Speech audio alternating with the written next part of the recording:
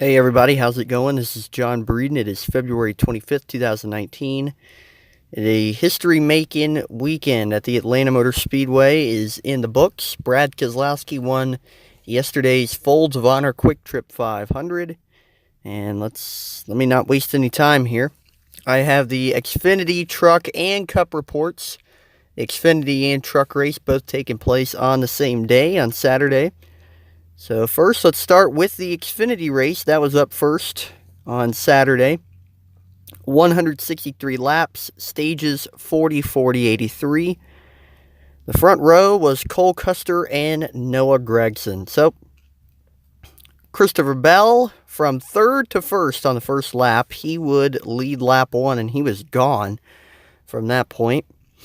Lap 8, Justin Allgaier passes on Austin Cindric for third. Lap 16, Noah Gragson from the front row fell all the way back to 12th at this point. His car was really loose, and at this point, Christopher Bell was out to a 2-second lead. Lap 20, the top 5 was Christopher Bell, Cole Custer, Justin Allgaier, Austin Cindric, John Hunter Nemechek. Lap 25, Noah Gragson comes over the radio, said he is wrecking loose. And that same lap, John Hunter Nemechek passes Austin Cindric for fourth. Lap 26, Tyler Reddick cracks the top 5, passing Austin Cindric. Lap 28, Reddick moves to fourth. He is on the move here. Lap 31, Brandon Jones passes Cindric on the outside for 6th place. Brandon Jones was on the move as well. 2 laps later, he would move into the top 5, passing Nemechek. So they would get to the end of Stage 1. Christopher Bell won Stage 1 easily here. The top 10 was Bell, Custer, Allgaier, Reddick, Brandon Jones, Nemechek, Jeffrey Earnhardt, Cindric, Preece, Briscoe was the top 10. So Stage 1, Christopher Bell led every lap. And Tyler Reddick and Brandon Jones were some big movers at this point. Austin Cindric and Noah Gragson continued to struggle. They kept falling back spots. And at this point, I also noticed that Brandon Jones was really one of the only guys trying to pass on the top lane. Most of the passes were on the bottom lane. Everybody was trying to work that inside, but it was Brandon Jones who was trying to work the top lane of the track. Slow cars were in the way late there in that stage. I was like, man, these guys... I know that the drivers tell them, hey, look, if you're about to get lapped, just stay where you are and we'll work around you. But, man, those guys, they were just on the bottom, just right in front of these guys. Like, they can at least move up the track, I think. But, nonetheless, it did not affect anything that happened in that stage. The order was what it was. So, Bell was off first pit road. Custer and Jones wrapped up the top 3. Brandon Jones gained 2 spots there on pit road. Restart, lap 48. Custer gets a bad start on the outside lane, got jammed up. Brandon Jones goes to second. Jeffrey Earnhardt to third. Next lap, Custer charges back to third. Lap 53, Jones fends off Custer for the second spot. And lap 63, the top 5 was Bell, Jones, Custer, Earnhardt, Preece. Next lap, Reddick passed Allgaier for 7th, and Custer passes Jones for 2nd. 16 to go in Stage 2. Reddick moves up to 6th, passing Cindric. And once again, he was on the move here. 3 laps later, Reddick would pass Preece for 5th. 9 to go in Stage 2. Reddick passes Earnhardt for 4th. And 5 to go in Stage 2. Reddick passes Jones for 3rd.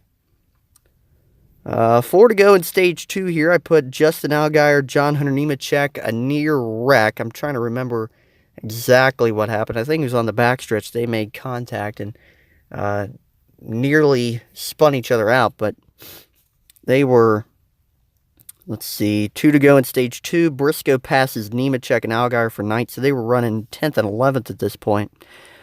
1 to go in Stage 2. Christopher Bell out to a 4.5-second lead. He won Stage 2. Top 10 at this stage was Bell, Custer, Reddick, Jones, Earnhardt, Cindric, Annett, Briscoe, Preece, and Nemechek. Bell continued to dominate at this stage. Ryan Preece started to fall back a bit. Reddick, again, moving up.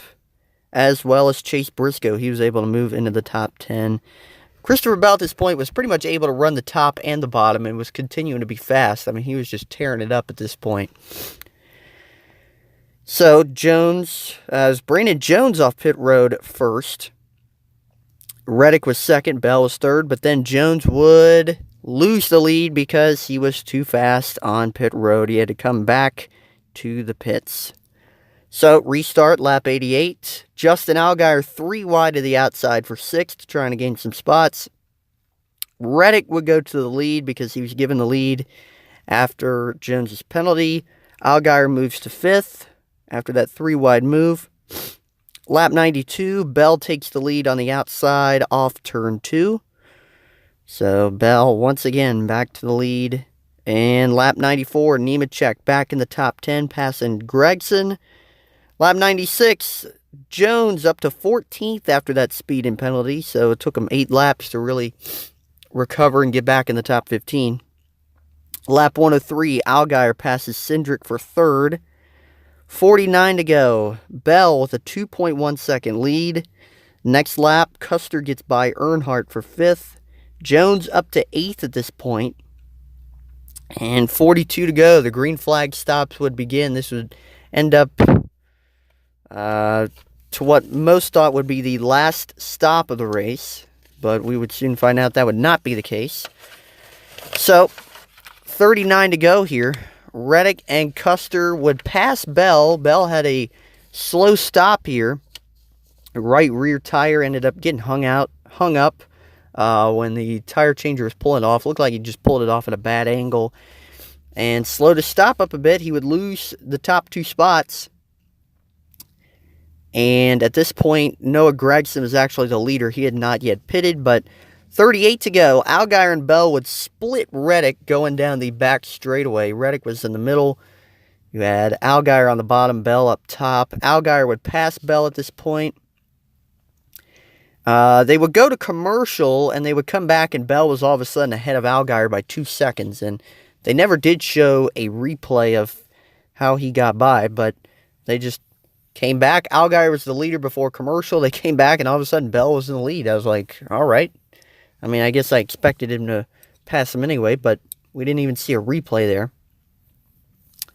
there. Gregson pits, so Bell regains the lead. So all that was really for second, but realistically, it was for the lead because Gregson still had to pit.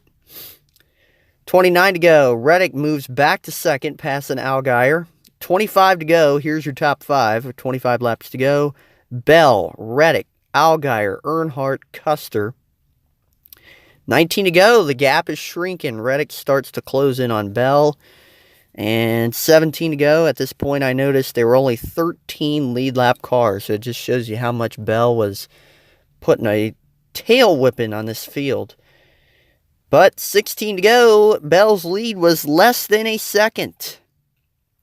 And the next lap, a flat right side tire for Briscoe.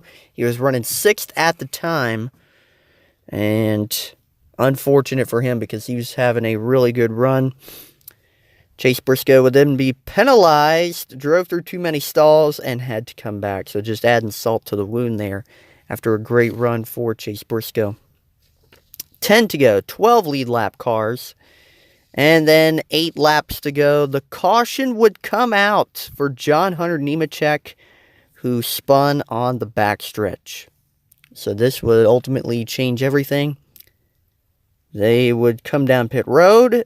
Bell was off pit road first. He made up for that slower stop, got off pit road first. Jeffrey Earnhardt came out second. And a bad stop for Tyler Reddick, who was looking to challenge Bell for the win. Air gun, looked like the hose got stuck underneath the car and slowed him up there. So, restart, 3 laps to go. Bell on the inside, Earnhardt on the outside. A bad restart for Earnhardt. Bell clears for the lead. Custer goes to second. Allgaier goes to third. And the last lap, Bell holds off a hard-charging Custer for the win. Christopher Bell wins at Atlanta, his 9th career win in the Xfinity Series. The first Xfinity regular to win Atlanta since 2012. That was Ricky Stenhouse Jr. Not a lot happened in this race, only 3 cautions. But man, the one thing I noticed, man, these guys, when they get on the outside at Atlanta on restarts, it is terrible restarting on the outside at Atlanta. Just nobody got going. They would spin the tires every single time. Christopher Bell basically put on a clinic, and without question, I think he is the early season favorite for the championship. And I was even really saying that before the season even started. You figure he won 7 races this last year. He was well deserving of that championship. Obviously, just, man, he couldn't get it done in that championship race at Homestead. So I think no question he is the early season favorite for the title. Everything was perfect for him besides that one slow stop. And, he recovered from it quickly. So you can't deny that Christopher Bell is going to be in position for the championship here this year. Take a look at your race results. Obviously, Christopher Bell won the race. Second was Cole Custer. I had him picked to win.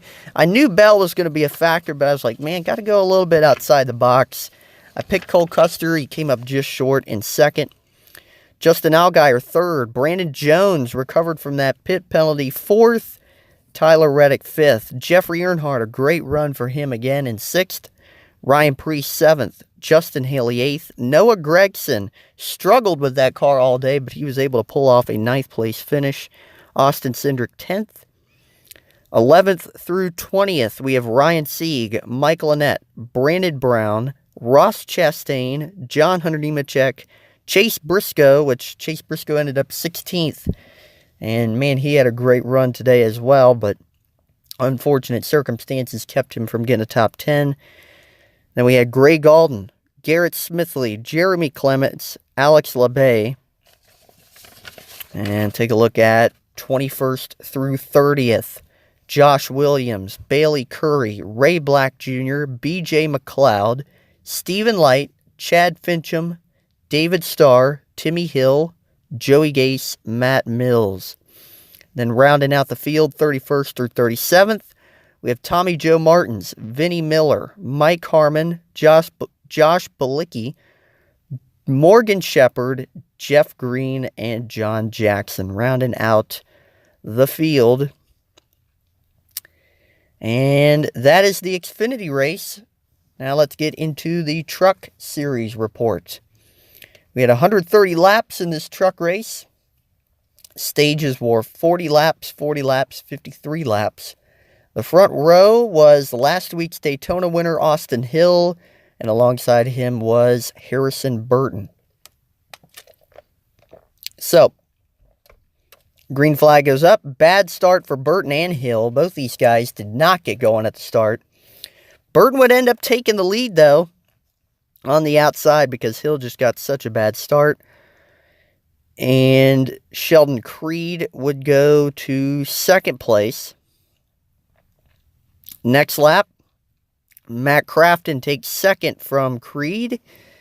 Lap 3, Crafton and Burton battling hard for the lead here. And Crafton would clear for the lead on lap 6. And so Crafton would clear for the lead here. But Kyle Busch would rocket from 5th place to 1st. He passes Rhodes, Enfinger, and Burton on the top lane through turns 1 and 2. And then he would dive underneath Matt Crafton going into turn 3 for the lead. It was just, I could not believe this move. This move was insane. He just came from out of nowhere and just passed all these guys. It was incredible. And so lap 8, Burton Rhodes passed Crafton for second and third. Lap 10 already, Kyle Busch out in front by a second and a half. Lap 13, Sauter passes Enfinger for fourth. And lap 14, Crafton, who was once in the lead at this point, would drop back to 8th here. Lap 16, first caution comes out. Natalie Decker spins on the front stretch. Looked like she got loose off turn 4. Had a little bit of damage, and she would end up going 2 laps down. We had a restart at lap 20. Kyle Busch actually selected the outside lane for this restart. He couldn't get going on the top, but he would hang here with Harrison Burton, which, in my opinion, all weekend, besides some of the Kyle Larson restarts, this was probably the best restart on the outside lane, and it took Kyle Busch to be able to pull it off. And granted, he was also the control truck for the restart, so it wasn't like he was in second. So the next lap he would clear Burton. Lap 27, Todd Gilliland moves up into the top 10, passing Brett Moffitt. Lap 30, Gilliland was up to 8th at this point. Crafton and Moffitt battling hard for 10th place. 9 to go in stage 1. Busch out in front by 3.2 seconds. Nobody's touching him. 6 to go in stage 1. Austin Hill would pass Rhodes for 5th place. And Kyle Busch will win stage 1. The top 10 here was Busch, Burton, Enfinger, Sauter, Hill, Rhodes, Gilliland, Crafton, Friesen, Chastain. So Kyle Busch pretty much dominated the stage. And clearly, as expected, he was going to be hard to beat from this point on. Grant Enfinger would win the race off of pit road after Kyle Busch went back to 4th. A bad pit stop.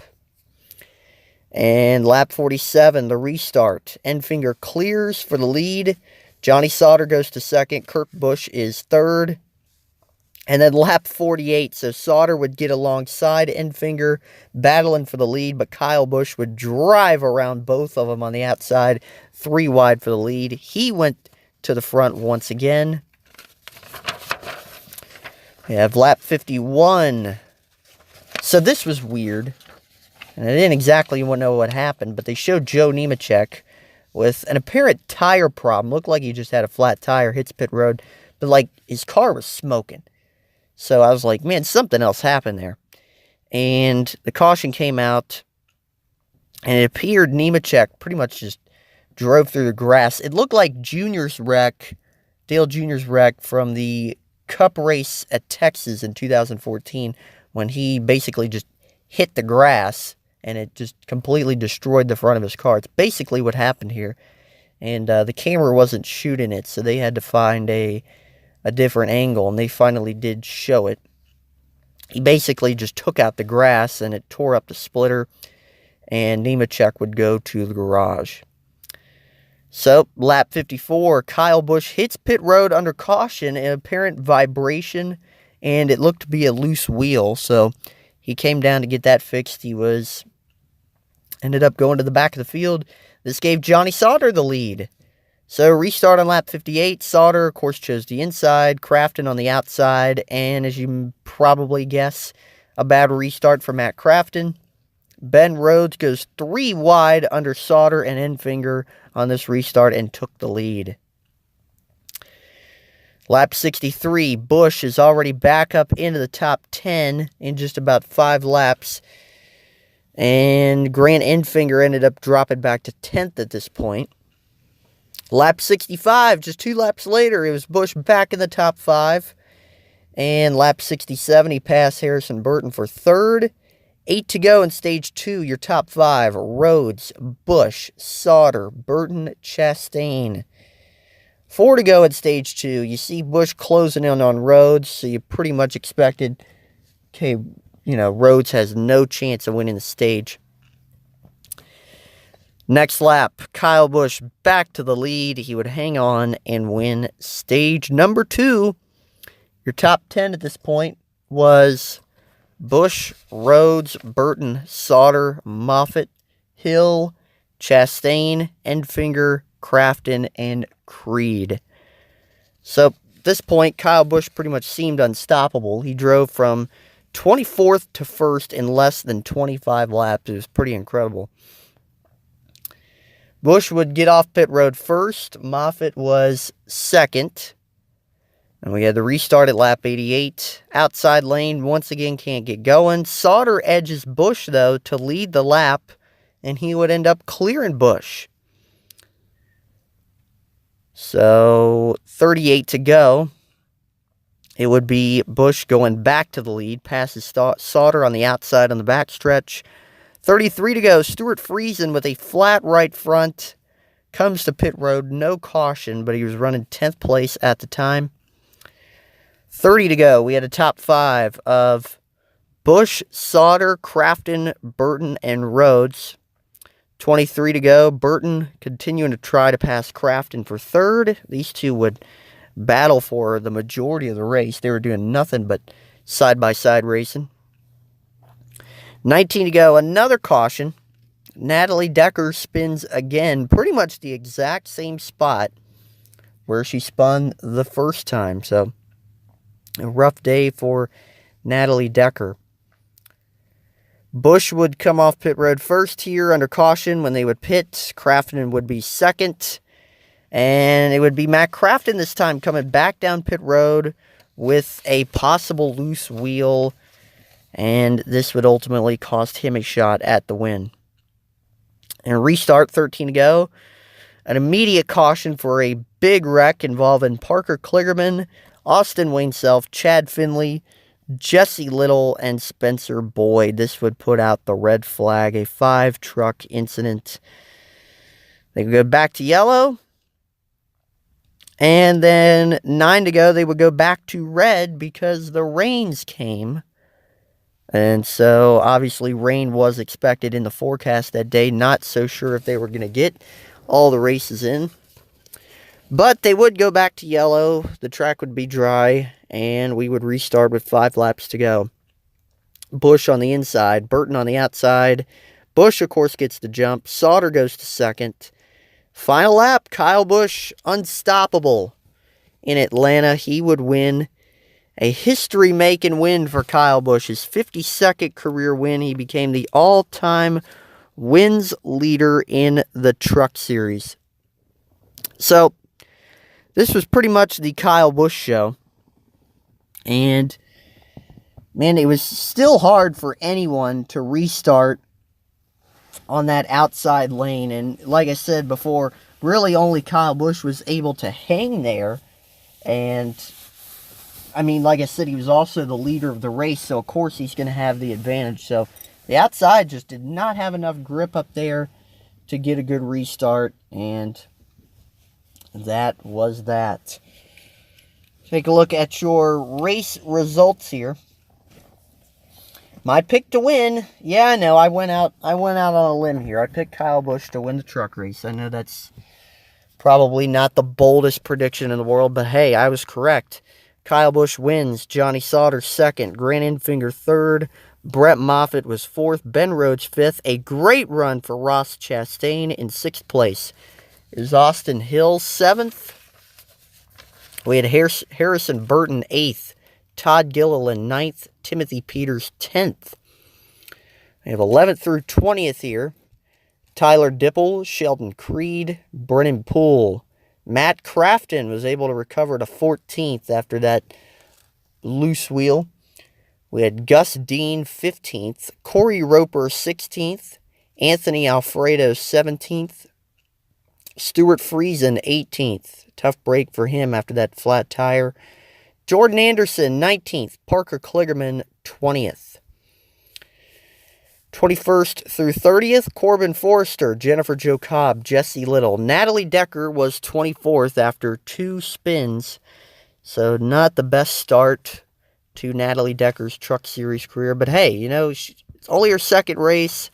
She's still learning, so give her credit. She was able to finish the race on track. So 25th, Spencer Boyd. Then 26th through 32nd, we have Ray Ciccarelli, Austin Wayne Self, Chad Finley, Norm Bennon, Josh Ryam, Timmy Hill, and Joe Nemechek would round out the field. So that was your truck race. Like I said, pretty much the Kyle Busch show. That leaves us now to the Cup race. 325 laps in the Folds of Honor Quiktrip 500. Stages here, 85, 85, 155. To the rear was Kyle Busch after going to a backup car.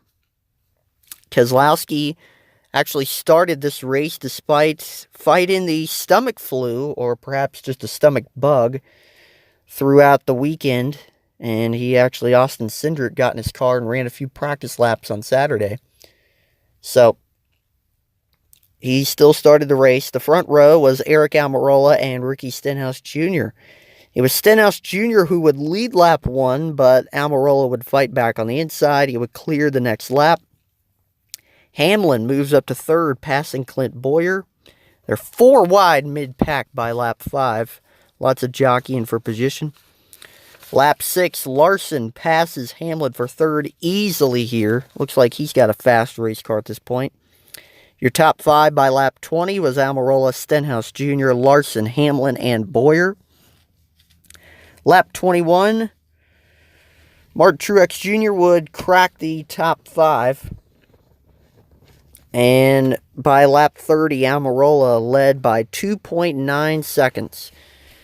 Lap 32, Truex Jr. passes Hamlin for 4th. Lap 34, Logano makes his way into the top 10. And next lap, Larson slips by Stenhouse Jr. for 2nd, and they would have a caution here for a competition yellow. There was some rain the night before, so they ended up throwing the competition yellow here. Kyle Larson would win the race off of pit road. Almirola would go back to 2nd. Restart, lap 41. Almirola's on the outside. Of course, can't get going. Larson clears, but Almirola is able to stay in 2nd.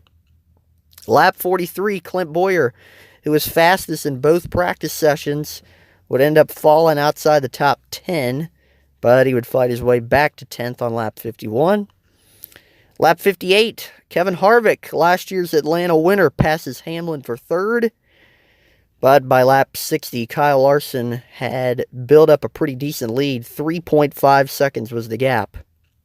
Lap 64, Kyle Busch, who, remember, started at the back, passes Chase Elliott, the hometown hero, for 12th place. Lap 66, Truex Jr. passes Stenhouse Jr. for 5th. Lap 69, it was Harvick moving to 2nd, 4.5 seconds behind Larson. 14 to go in stage 1, it was Kurt Busch passing Truex Jr. for 5th. 11 to go in stage 1. Busch to 4th, passing Hamlin. Truex Jr. follows him by.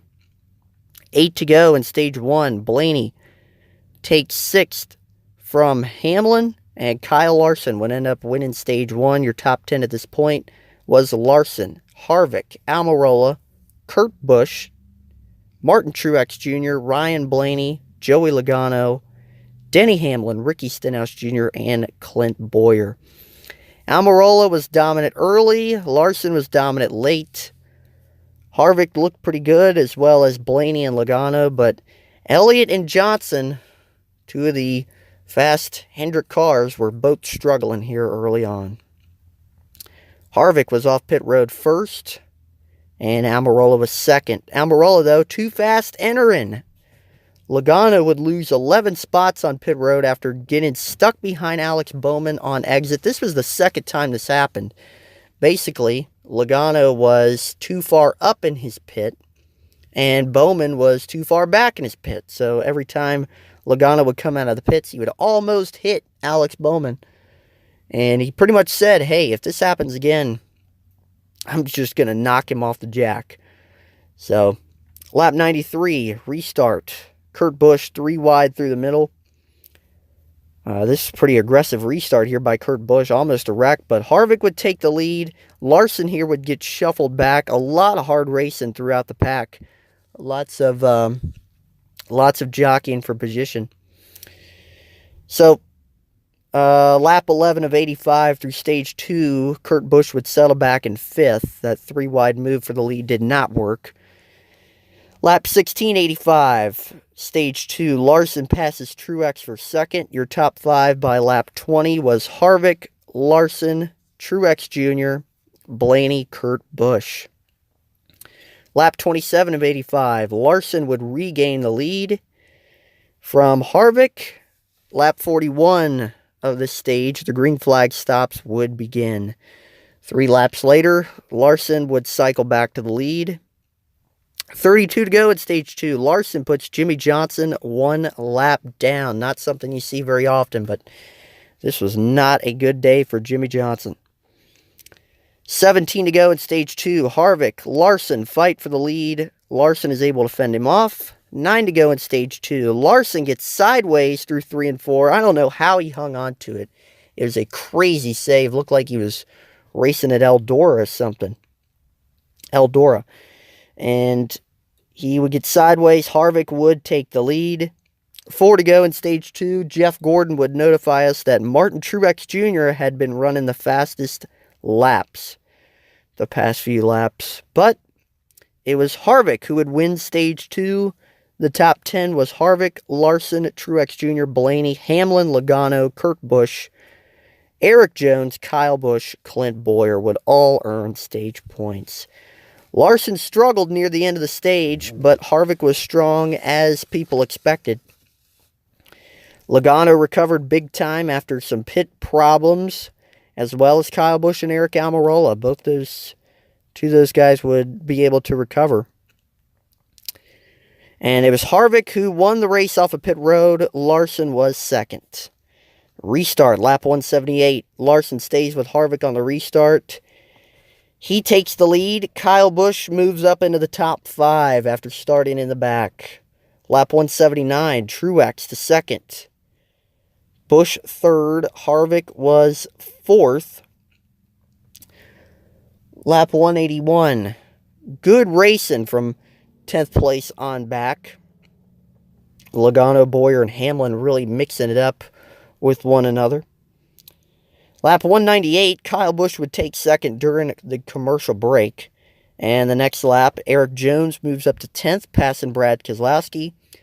Lap 208, Truex Jr. would pass Kyle Busch back for second, again during commercial break. So he missed both those passes there. But lap 211, Keselowski, Hamlin running 10th and 11th. And lap 213, Busch loses third to Harvick. So he started to slip back after what we thought maybe Kyle Busch was making a run to the front. Couldn't make it happen. Lap 216, Newman moves into the top 10, passing Brad Keselowski. Lap 218, Jimmy Johnson going 2 laps down. Lap 220, at this point, the top 5 was Larson, still dominating, Truex Jr., Harvick, Kyle Busch, and Ryan Blaney. Green flag stops would begin this lap. But lap 22, caution. A right rear flat for Kyle Busch, so that pretty much told us what was going on with him. His tires were starting to wear out. This was the first caution for an incident in this race. Larson was off pit road first. Harvick was second, but Larson, the dominant car of the race, too fast on pit road. How many times have we seen this happen to Kyle Larson? He's been in position for a win, and something ends up happening. And here he makes a mistake and speeds down pit road. That would lead us to a restart with 98 laps to go. Truex Jr. would just shove Harvick to the lead, a huge push. Next lap, Ryan Blaney goes to second. 95 to go. Kurt Busch moves back into the top 5, passing Brad Keselowski, and Ryan Blaney would get by Kevin Harvick for the lead. 93 to go. It would be Logano diving underneath Harvick for third. Both JTG Doherty cars were in the top 10 at this point, 89 laps to go. Great runs for Ryan Preece and Chris Buescher both. We'll get to Preece here in a second. 82 to go. Keselowski back into the top 5. So 75 to go. Your top 5 here is Blaney, Truex Jr., Logano, Keselowski, Harvick. And 73 to go. Keselowski on the move here. He would pass his teammate Logano for third. 56 to go. The green flag stops would begin. And then this would lead to controversy. 53 to go. The caution would come out after Ryan Preece collides with B.J. McLeod on pit road. This would give Logano and Kurt Busch the top 2 spots. So, these Fox reporters were just tearing into this guy. Just didn't know why he was on pit road. He was 5 pit boxes away from where he should have been. So he was way out of line here. But my opinion on this, yes, this was mainly B.J. McLeod's fault. But, like, Ryan Preece had forever to stop. He had forever to hit his brakes and avoid colliding with McLeod. But, hey, nonetheless, I don't know why BJ McLeod was pitting with the leaders, but... And, I mean, that perhaps is just a crew chief mistake telling him to pit with the leaders. So, hey, bad mistake on BJ McLeod's part, but you can't fully put the blame on him. There were a few different factors on why he was on pit road at that time. But, yeah, big-time mistake. Hate that for Ryan Preece. He was having a good run going. So this would leave Logano and Kurt Busch the only two cars on the lead lap. But, of course, things would cycle around the waiver rounds after they would pit. So restart here at 43 to go. Logano and Kurt Busch was the front row.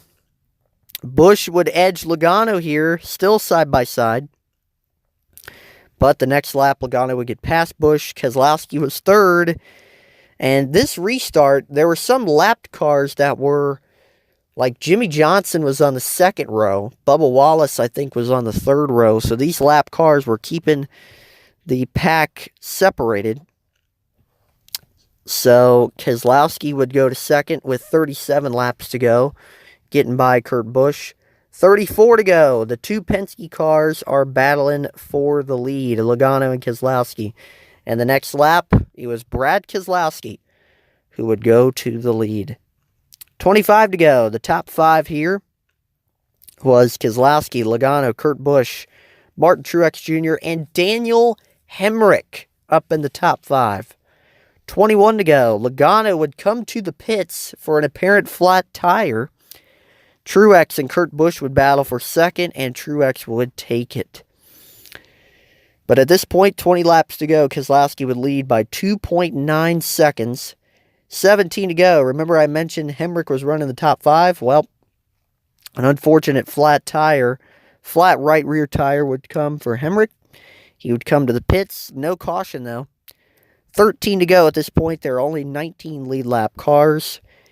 10 laps to go. Your top five. Keselowski, Truex Jr., Kurt Busch, Harvick, Clint Bowyer. 5 laps to go. It was Keselowski's lead that was down to just 1 second. Truex was closing the gap in a hurry. He would get close in the final laps, but he would not be able to make the pass. Brad Keselowski, fighting off a stomach bug, would win at Atlanta. It was Brad Keselowski's 28th career win, his second at Atlanta, and his 60th win driving for Team Penske across the Xfinity and Cup Series. That is the most all-time. He is the winningest driver for Team Penske. I thought it was a pretty good race, and I think it was a lot better than some Atlanta races in the past. Lots of different leaders. Lots of good restarts, lots of jockeying for position. And yeah, Brad Keselowski gets the win. Got it 2 years ago. It ended up getting him to the Final Four. I think you should see Keselowski continue to be a factor throughout the rest of 2019. We have your race results here. Top 10, Brad Keselowski, Martin Truex Jr., Kurt Busch, Kevin Harvick, Clint Bowyer, Kyle Busch. All the trouble for Kyle today. He was able to still finish 6th. Eric Jones, 7th. Eric Almirola, the pole sitter, overcame a pit road penalty for a top 10 finish. Chris Buescher, 9th. Great run for him. Daniel Suarez was 10th. We had Denny Hamlin, 11th. Kyle Larson was 12th after that pit road penalty. He was ultimately the dominant car of the day, arguably. Ended up finishing 12th. Ryan Newman, 13th. Paul Menard, 14th. Alex Bowman, 15th. David Reagan, 16th. William Byron, 17th. Ricky Stenhouse Jr., 18th. Chase Elliott, 19th. Did not see much from him at all in this race. I don't even think he cracked the top 10 at one point, but not much of a factor today at all. Daniel Hemrick, 20th. We have Austin Dillon, 21st. Ryan Blaney and Joey Logano, 22nd and 23rd. Both had tire issues. Both looked like they were in position at some points to win this race. Couldn't make it happen. Jimmy Johnson, a terrible day for the 48 team. He ends up 24th. Ty Dillon, 25th. Matt DiBenedetto, 26th. Darrell Wallace Jr., 27th. Matt Tiff, 28th. Corey LaJoy, 29th. Parker Kligerman, 30th. And then 31st through 37th, we have Ross Chastain, BJ McLeod, Cody Ware, Landon Castle, Ryan Preece, Garrett Smithley, and Michael McDowell. So that is your Atlanta weekend. Brad Keselowski getting the win in yesterday's Cup race. He is going to the playoffs as well as Denny Hamlin. We have another 1.5 mile triple header coming up this weekend at Las Vegas. Trucks on Friday night. We have the Xfinity race on Saturday, and then, of course, the Cup race on Sunday. I'll be back on Wednesday to preview that weekend of Las Vegas, make my predictions. And that is it. Thanks, everybody, for tuning in. Everybody have a great day.